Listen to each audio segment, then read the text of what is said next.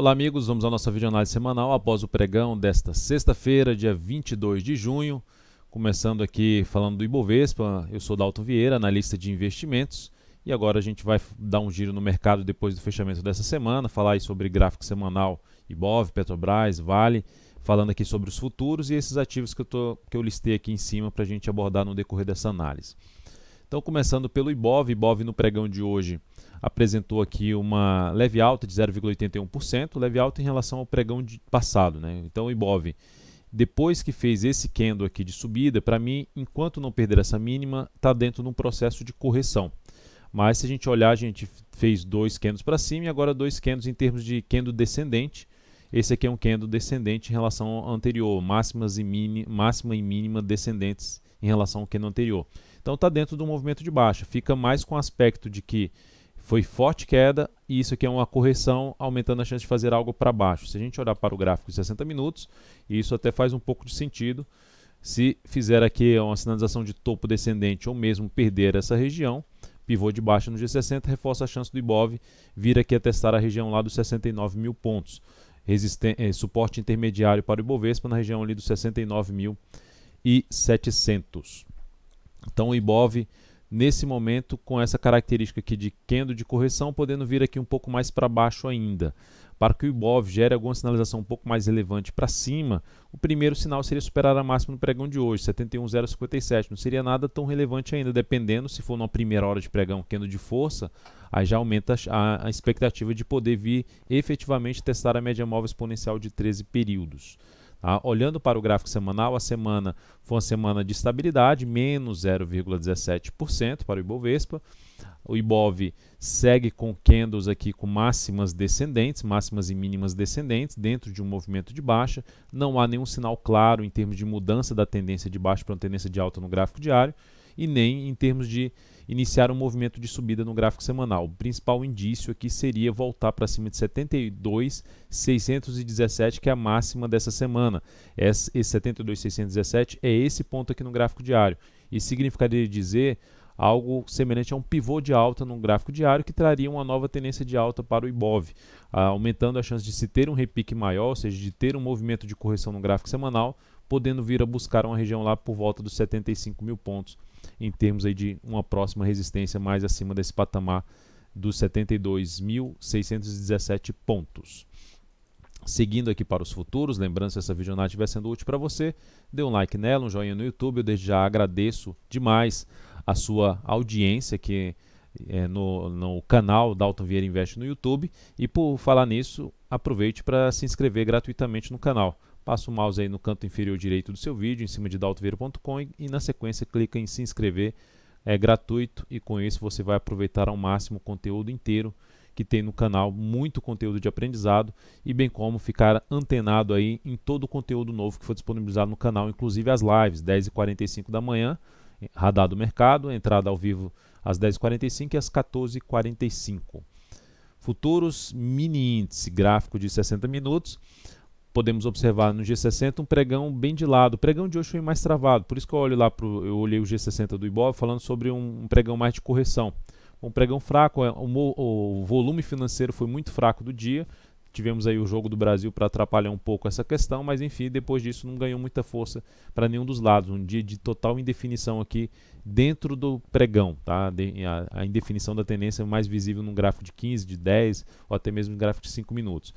Para que tenha alguma expectativa mais positiva para cima, o ideal é que volte na segunda-feira para cima desse nível aqui, a máxima do pregão de hoje, e a questão principal aqui é essa região de fundos anteriores. Se um mercado abre bem animado na segunda-feira, faz algo nesse sentido e passa a trabalhar fazendo fundos ascendentes no gráfico de 10, 15 ou mesmo 5 minutos acima da região de 71.800, seria bem mais interessante para se trabalhar na ponta compradora. Mas enquanto isso não acontecer, mesmo com a continuidade aqui do movimento de subida, buscando essas resistências aqui de 71.650 e depois o nível aqui na faixa de 71.900, enquanto estiver abaixo desse patamar, sinalização um pouco mais relevante para baixo aqui da média móvel de 13 períodos no G60, seria um cenário que apoiaria mais buscar a operação na ponta vendedora de day trade. No primeiro momento está dentro do movimento de alta no G60, Qualquer sinalização aqui para cima de pivô de alta, por exemplo, no gráfico de 10, 15 minutos, traz a possibilidade de se arriscar a compra aqui tentando pegar um movimento de subida dentro aqui desse atual movimento de alta. E para venda, aguardar alguma sinalização para baixo, principalmente dessa média móvel de 13 períodos, que nesse momento está na faixa de 71.130 pontos. O dólar no pregão de hoje apresentou aqui um candle de alta, uma alta leve de 0,23%, abriu caindo, veio aqui embaixo, perdeu o mínimo pregão anterior, mas se manteve acima dessa média móvel de 13 períodos, ou seja, o mercado segue fazendo um movimento fraco para cima, mas sem ter nenhuma confirmação forte para baixo, ou seja, um fechamento aqui mais forte para baixo da média de 13, uma formação de topo mais relevante. Se isso aqui acontecendo na próxima semana, aumentaria a chance de ter um movimento de baixa e o dólar só reveste a tendência de alta para uma tendência de baixa se perder 3.678. A superação da máxima do pregão de hoje reforça um cenário um pouco mais positivo e principalmente um cenário mais apropriado para se buscar a operação na ponta compradora, levando em consideração que tem resistência na faixa dos 3.800, 3.800 a 3.806. Acima disso, poderíamos falar em 3.811 a 3.822. Se olharmos para o gráfico de 60 minutos, movimento longo para cima, movimento para baixo, outro movimento de alta. Para a operação na ponta vendedora, o ideal é que volte para baixo aqui de uma região de 3.772 e passe a gerar topo descendente abaixo desse patamar no gráfico de 10 ou 15 minutos. Mas o fato principal, 10, 15 ou 5 minutos. O fato principal é que enquanto se mantiver acima dessa região, a última informação que está aqui, que está ficando agora, tem esse candle que está sendo formado, mas é de uma sinalização positiva em cima da região ali que vinha sendo uma resistência 3.772, que era basicamente o fechamento do pregão anterior. Então, acima desse patamar, sinalizações de alta, fundo ascendente, pivô de alta, no gráfico de 10, 5 minutos, traz uma chance maior de se trabalhar na ponta compradora dentro do que eu falei até agora há pouco no gráfico diário, mantendo-se acima da média, superando a máxima do dia, reforça uma chance um pouco maior de ponta compradora. Ficar atento apenas para essa zona de resistência aqui mais relevante, região lá dos 3.800 que eu cheguei a comentar, até um patamar um pouco mais alto aqui, enfim, uma faixa mais relevante de resistência. Veio aqui para cima, bateu nesse nível, gerou sinalização para baixo, vai voltar a apoiar um pouco mais a operação na ponta vendedora. PETR4, pregão de hoje, dia basicamente estável, mais 0,07%, ativo também com candle descendente, perdeu a mínima do pregão passado, segue aqui dentro de um movimento de baixa, apesar de ser, desde quando fez esse candle de força, tudo isso aqui para mim vai sendo um processo de correção da tendência de baixa. Então a Petro gera sinalização mais relevante para cima no decorrer da próxima semana se conseguir fechar um pregão ali para cima da média de 13, que é basicamente uma região ali entre os R$16, tá aqui na faixa dos 15,91, ou seja, voltando a fechar acima dos R$16 e tem uma resistência na faixa ali dos 16,16, inclusive foi respeitada aqui, fechou uma vez acima e já voltou para baixo. Então ativo enquanto não gerar sinal para cima, por enquanto segue apontando mais para baixo, para vir aqui mais para baixo testar a região aí mais baixa de suporte, tem uns R$15 a R$14,90 e abaixo disso a gente poderia falar em outro nível aqui na faixa dos R$14,55 e a mínima em R$14,17. Então esse é o cenário atual da Petro na semana alta de 0,94%, que ainda não ganhou muita força, apesar de ter superado a máxima da semana anterior. Então a Petro, para gerar um sinal um pouco mais relevante de recuperação, precisa realmente gerar uma sinalização positiva na próxima semana para cima dos R$16 e se manter acima da média. Vem para cima da média e mantém acima dela, ou seja, passa no G60, por exemplo, a gerar fundo ascendente, pivô de alta, já acima dessa região aí da média móvel de 13 períodos do gráfico diário. Depois disso, vamos falar da Vale 3. Vale 3 pregão de hoje alta de 1,69%. É um ativo que para mim continua dentro de um contexto de tendência de baixa no gráfico diário. Então ela fez aqui basicamente esses 3 pregões aqui para baixo e depois que fez essa mínima aqui, para mim esses 3 candles vai sendo 3 candles de correção desse movimento de baixo, ou seja, ela está tentando subir, mas não está conseguindo, apesar da alta do pregão de hoje. Então, por enquanto, está fraco o movimento de subida na minha avaliação. A resistência mais importante é na faixa ali dos 49,70 a 50,16. Se esse papel voltar a trabalhar acima dessa região, principalmente dos R$50, e passar a usar essa região como patamar de suporte, aí sim voltaria a pensar em operação na ponta compradora, visto que, pelo gráfico semanal, essa ação vem num processo de correção, já são aqui 5 semanas dentro desse processo de correção, contra esse movimento de subida. Então aqui ela retornando para cima dos R$50, ela dá um primeiro indício de fundo ascendente no gráfico semanal, ou seja, fundo a favor da tendência de alta de médio prazo. Se ela voltar ali para cima dos 49,29, eu falo R$50 para justamente ter um sinal um pouco mais relevante até pelo gráfico diário. Enfim, um cenário que apoiaria mais buscar a operação na ponta compradora, mas por enquanto, dentro desse cenário atual, fica um pouco mais para movimentação para baixo e uma chance maior de fechar esse gap aqui lá por volta dos R$46. O principal sinal, no meu modo de ver, que vai aumentar ainda mais essa chance é perder a mínima do pregão de hoje, localizada em 47,48. Se olhar para o gráfico 60 minutos, ela faz aqui um movimento fraco de subida e se ela vier forte aqui para baixo, perdendo essa região, fica um pouco mais, principalmente o mínimo do pregão de hoje, fica um pouco mais para caminhar aqui para baixo, perdendo esses dois suportes na faixa ali dos R$47, perto dos 47.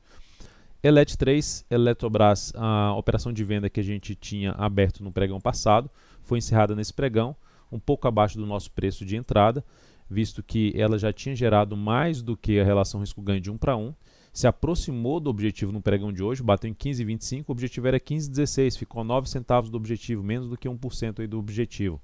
Eu reposicionei o stop da operação para um ponto de não sair mais perdendo dessa operação, para R$13,01.